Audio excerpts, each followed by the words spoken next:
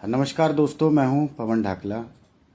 दोस्तों, करीब 3 दिन पहले की बात है। एक घटना घटी कुरुक्षेत्र के अंदर, जिसमें एक जो होमगार्ड का जवान था गांव पबड़ावा से। वो ट्रैफिक पुलिस में था और एक कुरुक्षेत्र का जो बस स्टैंड का जो चौक है वहाँ पर उसकी तैनाती थी और उसी समय वो ट्रैफिक को कंट्रोल कर रहा था। आपने कभी भी देखा होगा, कोई भी इस तरह से जब ट्रैफिक को कंट्रोल करता है तो पब्लिक को रोकना पड़ता है। तो एक असामाजिक तत्व जिसको हम कहेंगे, वो वहाँ पर आया साइकिल पर सवार होके, जो कि गलती से कहीं ना कहीं सिख धर्म से संबंधित था। और उसने वहाँ पर आकर, आप वीडियोस देख सकते हैं और एक बात का अंदाज़ा भी लगा सकते हैं, और ये कोई बहुत ज़्यादा कैलकुलेशन की बात नहीं है कि उसने वहाँ पर आकर उससे बहस की। जब उसने उसको रोकने का प्रयास किया, जो उसने गलत किया है सही किया उस बात पे बाद में आएंगे, लेकिन उस व्यक्ति ने इस होमगार्ड के जवान पर करीब 5 प्रहार किए और इसकी जान लेने की कोशिश की।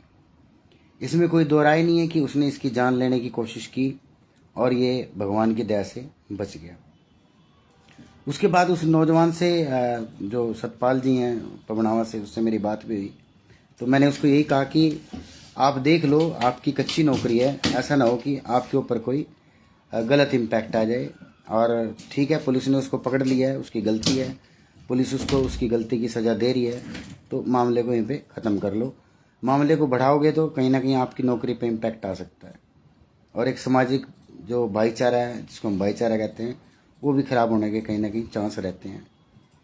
तो 2 दिन से उसका भी कोई इतना रिस्पॉन्स नहीं आया, लेकिन आज कुछ समाज के लोग वहाँ पर इकट्ठे हुए, धन्यवाद करते हैं उन सबका, और उन्होंने कुछ करने की कोशिश की। लेकिन इससे पहले कि कुछ कर पाते हम लोग, सिख समाज के जो लोग हैं और जो षड्यंत्रकारी हैं, जो कहीं ना कहीं अपने इलेक्शंस के चक्कर में लगा लो, अपनी प्रसिद्धि के चक्कर में लगा लो, अपने नाम के चक्कर में लगा लो, इस भाईचारे को ख़राब करने के जिन्होंने ठान ही लिया है। अब तक तो हम यही सोच रहे थे कि इनकी गलती है और ये मान जाएंगे, सुधर जाएंगे, कोई बात नहीं, हर बात पे लड़ा नहीं जाता, हर बात पे झगड़ा नहीं किया जाता।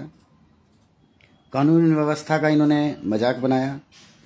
तो इस तरह से तो कोई भी 20 आदमी लठ लेके इकट्ठे हो जाएंगे और किसी के ऊपर भी पर्चा दर्ज करा देंगे। कल मेरे ऊपर भी पर्चा दर्ज करा देंगे ये तो, और आपके ऊपर भी करा देंगे। तो बात तब तक ही सहन करने योग्य होती है जब तक उसको हम सहन कर सकें और कुछ तथ्य हों, कोई ऐसी बात हो सकता है कि हमारे जवान की भी गलती रही हो, लेकिन अब तो मैं कहूँगा रही हो। अब मैं मानता हूँ कि हमारे जवान की कोई गलती नहीं है, 100% हमारे जवान की कोई गलती नहीं है। और जिस तरह से इस पूरे के पूरे घटनाक्रम को एक धार्मिक रूप दिया गया, वहाँ पर गुरु नानक देव जी के नारे लगाए गए, वहाँ पर झंडे लगाए गए, वहाँ पर कीर्तन किया गया और साफ कहा गया कि ये कौम के ऊपर वो हो गया है, कौम के ऊपर ये हो गया है। जब बात कौम पे आ गई है तो बात कहीं ना कहीं अब हमारी कौम पे भी आ गई है। अब तक तो हम चुप थे और चुप ही रहने का मन था, लेकिन अब बात हमारी कौम पर आ गई है।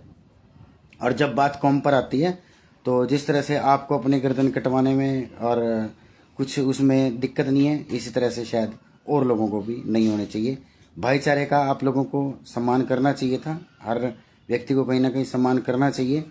लेकिन जो बात सामने निकल कर आई, जिस तरह से पुलिस चौकी का घेराव किया गया, जिस तरह से जोर जबरदस्ती की गई, जिस तरह से एक सिंपल सी घटना को, मैं नहीं मानता ये घटना थी, लेकिन अब इसको दुर्घटना बना दिया गया है। और दुर्घटना भी आप लोगों ने बनाया, हम लोगों ने नहीं बनाया इसको। हम लोगों ने बहुत ही शांति का परिचय दिया और कोई अब तक नहीं बोला। लेकिन अब ये लड़ाई होगी खुलेआम, खुले तौर पर होगी। और बिल्कुल कल 11 बजे, जैसे कि आज हमारे कुछ भाई थे और उन्होंने आप सबको बुलाया वहाँ पे, हम भी आपसे रिक्वेस्ट करते हैं कि कल आप 11 से 11:30 बजे के बीच से ज़्यादा संख्या में पहुँचे। दोस्तों, ये कोई उत्तेजित होने का कोई मामला नहीं है, ना किसी संप्रदाय का विरोध करने का मामला है। लेकिन जो व्यक्ति इस मामले में सामने आ रहे हैं, उनको सबक जरूर सिखा के रहेंगे, ये हम वचन देते हैं उनको। आज ये हम उनको वचन देते हैं कि जिस तरह से उन्होंने जो कानून व्यवस्था है उसको खराब करने की कोशिश की। इससे कहीं ना कहीं एक अलग भावना पैदा हुई और पुलिस को भी हम कहीं ना कहीं नाकाम मानते हैं और पुलिस भी बिकी हुई लगती है। पुलिस का भी ऐसा जो बर्ताव है, जो बिहेवियर है, जो आज मैं सुन रहा था, डीएसपी था या एसएचओ थे, कोई भी थे, और जिस तरह से वो बात कर रहे थे वहाँ पे आके, तो मुझे लगता है कि अगर वो वहाँ पर 50 आदमी थे, हम अगर वहाँ पर 200 होंगे तो हम उस पर शायद 302 भी लगवा दें, जिस हिसाब से आज पुलिस ने अगर पर्चा दर्ज कर दिया है, जो ये बात की है। तो दोस्तों अब ये बात कौम पे आ गई है, बहुत ये बात अब समाज के ऊपर आ गई है और जिस तरह से ये बात समाज के ऊपर आई है, इस तरह से तो कोई भी हमारी कल उठाई गिराएगा और बेइज्जती करके चला जाएगा। आप सब लोगों से रिक्वेस्ट की जाती है, हाथ जोड़ के प्रार्थना की जाती है कि जिस तरह से उन्होंने एक ऐसी भाषा का इस्तेमाल करते हुए हमें गालियां तक दे दी, सब कुछ कर दिया, कोई बात नहीं, आप लोगों ने जो करना था कर दिया, अब करने की बारी हमारी है। और बिल्कुल हम कानून के अंतर्गत कानून की मानना को मानते हुए कहीं ना कहीं आपको प्रूफ भी देंगे, आपको सारी बातें भी बताएंगे, आपसे माफ़ी भी मंगवाएंगे, आपसे लकीरें भी कटवाएंगे। धन्यवाद, शुक्रिया। कल 11 बजे ज़्यादा से ज़्यादा में दोबारा कहने की रिक्वेस्ट करने की ज़रूरत नहीं है। जिसको दर्द होगा, जिसको लगेगा कि हाँ जाना चाहिए, वो ज़रूर आएगा और अपने साथियों के साथ लेके आएगा। कल आपकी संख्या के ऊपर ही दोस्तों सारी चीज़ें डिपेंड होती हैं, न मेरे कहने से कुछ होता, न किसी के कुछ और कहने से होता।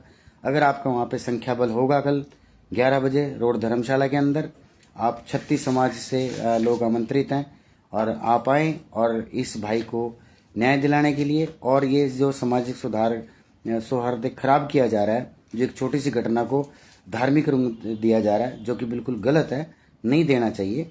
दुर्घटनाएं होती रहती हैं, घटनाएं होती रहती हैं, लेकिन दुर्घटनाएं नहीं होती, और आपने इसको दुर्घटना बना दिया। इसका जवाब अब आपको कल ही देंगे दोस्तों। शुक्रिया दोस्तों, और ज़्यादा से ज़्यादा संख्या में पहुँचें कल 11 बजे कुरुक्षेत्र। और इस वीडियो को जो जिन लोगों को आपको लगता है जो लोग वहाँ पर आएंगे उन तक शेयर जरूर करें। धन्यवाद, शुक्रिया, ओम तत्सत।